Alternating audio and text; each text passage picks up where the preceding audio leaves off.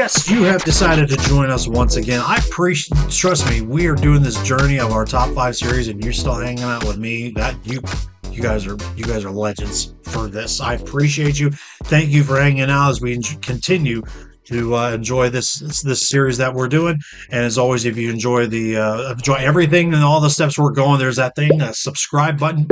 That's very important. Hit that if you want to be alerted and want to enjoy and have some fun, hang out and enjoy some hockey content that we do. I'm still one of those newbies. I'm not up there with the Jersey guy post to post and VW, but you know what? Once in a while, want to hang out and want to do something big. And that's what we're doing it here. We're doing a top five series of my top five favorite jerseys of each team. And as you can tell by the wall decorations and what I'm geared up for, it is the Edmonton Oilers. We're jumping back to Canada, and we are going to do one of the most legendary teams in the entire league, and that is the bad boys in the Edmonton area.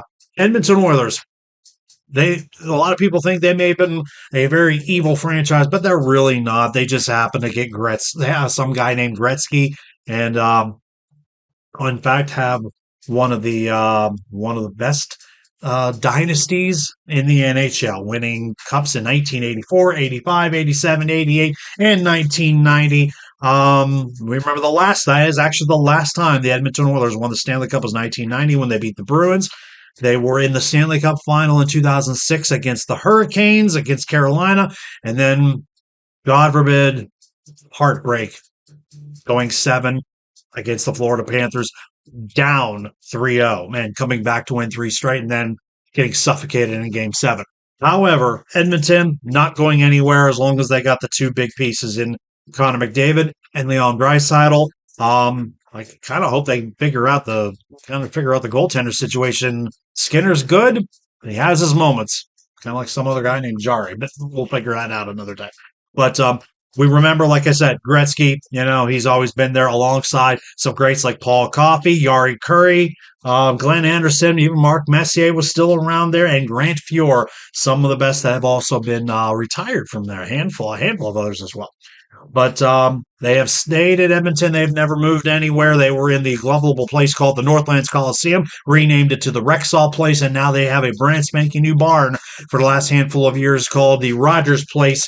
There's going to be a lot of Rogers in Canada. I get them all mixed up. So I have found all that information, and I show this to everybody, and that is the lovable thing we like to call the NHL jersey uniform database. You get to see all the templates that they have done. So this is where I've been getting a lot of my homework, and you see all the time frames of when they were doing all their stuff. So it's a pretty cool gadget to see. Now, I will say this about the Edmonton Oilers. They don't change a lot, but in the times that the NHL started progressing into more of a marketing base and the television rights, Edmonton didn't get a lot in the beginning, but when they started winning Stanley Cups, with Gretzky on them, as long as you had Gretzky, you knew you were one of the top tier teams in the league. They went with that regular royal blue and orange, and they had that, and it was obviously an iconic pace and an iconic template that they had all the way from the beginning, from 79 all the way to 1996, before they started evolving into the royal blue, which is kind of the one I'm wearing right here. They evolved into the royal blue state, and they had that one going on till about 2008, and then they started getting a little bit of that track mind where we need to have something of what's sold. The fans kind of wanted to see the old jersey back. So the old jersey, the old replica, the old relic that we all know, the original navy blue and orange, came back in 2008, around the 2008-2009 season, and as a third jersey, and then finally became a full-time, once again, back in the limelight in 2013. And then on and off, still a little bit of a hit because they were still using navy blue for a little bit, and then they transcended into this thing here. They transcended to the orange jersey, and then realizing that the orange might be something different that Edmonton didn't have for a while. And for a couple seasons, the orange was their home jersey. So they kind of had a little bit of a change of identity, but not necessarily. We're still the Oilers, and for a handful of years, they had orange for their home jersey and were wearing orange for the playoffs and had the orange rush, the orange crush during the playoffs, which don't get me wrong was pretty cool. But then down the road, last couple of years, they knew where they knew where their money was going. The original home and road came back full time, and they had a couple thirds every now and then. And try to throw a couple things out here. Let me just clean myself up here. And this was a couple examples here from back in the day when they had the navy blue and the bronze look. Yeah, they had this jersey, and they also had the road, which was this one. This is the stuff that they wore. If I recall correctly, I believe this is the stuff they wore in the Cup final that year in 2005, 2006 when they played Carolina, and it had the guy with the war. So that was a big change. They wanted to add some more emphasis into the character of the Edmonton Oilers brand. We remember the reverse retro that they had. This was actually a really banger of a jersey when it came out. This was the first one, and remember, the first ones were the pandemic year, so not a lot of people saw them. When they swapped the colors, went to the orange numbers, stood out a little bit, people bought it. And of course, Edmonton people, they don't lose hockey. They don't lose hockey faith. Edmonton is a hockey city because their football team is awful. The Edmonton Elks, Eskimos, whatever they're called now. But that without a doubt, it was a great reverse retro. And now I will go to my top five. I hope I haven't lined up here, because I do these things so freaking spur of the moment. I'm going to go with the original road jersey, or in this case, you could say the original home or the original road. There is nothing bad to say about it. It is an iconic jersey. The the squared off shoulders, the striping is iconic. It's simple based. And I remember when they tried to do this. Now, the one I have up here, I believe, has the navy blue on it.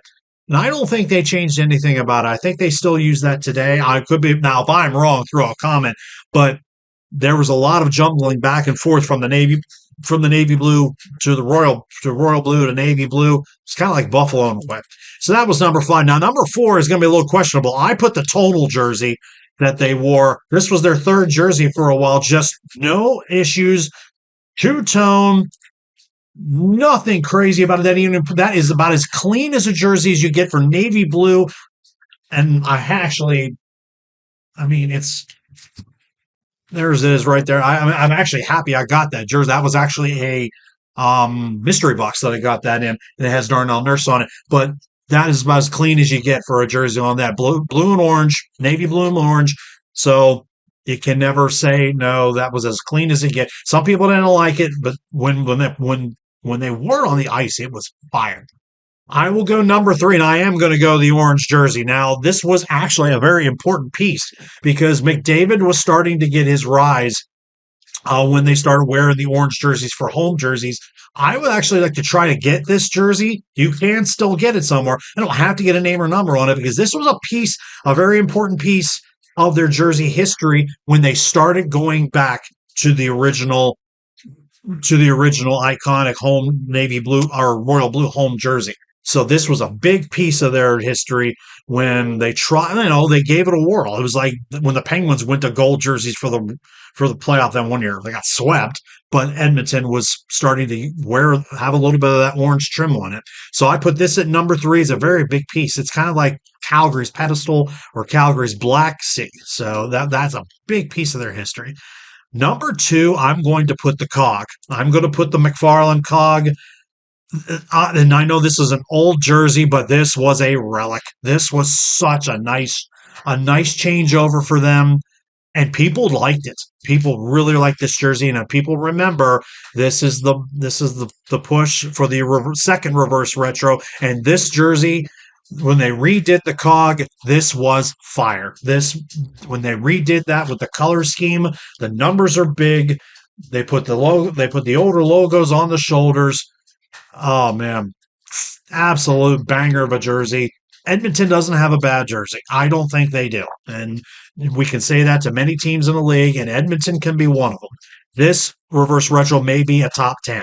I mean, I think I may have put this in an A tier when I did this tier list. And number one is very easy. It's going to be the original home jersey. This goes back to the Gretzky days. This goes back to the Grant Fuhrer days, the Northlands Coliseum, Rexall Place, whatever. But they wore this jersey back then when they won cups. They won cups in this jersey. It's the original royal blue with the iconic striping.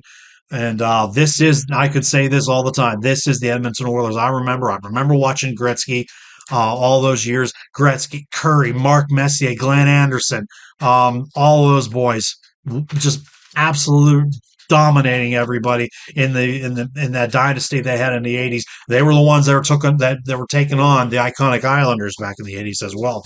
So, but we saw what Edmonton can do, and they are an iconic brand. And now, can they finally get over that hump? They got to the Cup final. They had to fight a very very tough Florida Panther team that redid their identity and got themselves a Stanley Cup. Can Edmonton finally do it? We'll find out down the road. But you guys got a chance to enjoy this lovable episode for Edmonton. It is a fun time to be alive, and it was nice to do this one. I was looking forward to doing this one, and as I toy through everything like right here. Speaking of Florida, that's where we're going next. We're going to do the Florida Panthers next, and by all means, what was your favorite? Do you remember anything major with the Edmonton Oilers? Throw a comment in, like the video, hit the like button, and all that stuff. I'm going to get my butt out of here, and until then, I will see you legends in the next one. This is the Edmonton Oilers.